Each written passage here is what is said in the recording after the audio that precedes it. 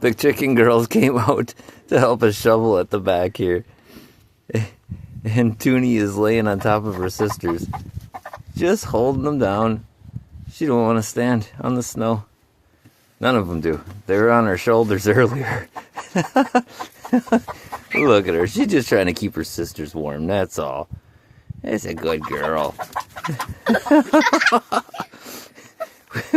We'll have to go tuck you guys in or something tonight, because you can't just stay out here. Alright, we'll catch you guys later. We got a little bit of shoveling to go here yet. It's a little deep. The kids' toys are buried. Garage buried. Eventually get into the door. We're making a hole. We're getting there. Kinda. Sorta. We'll catch you later.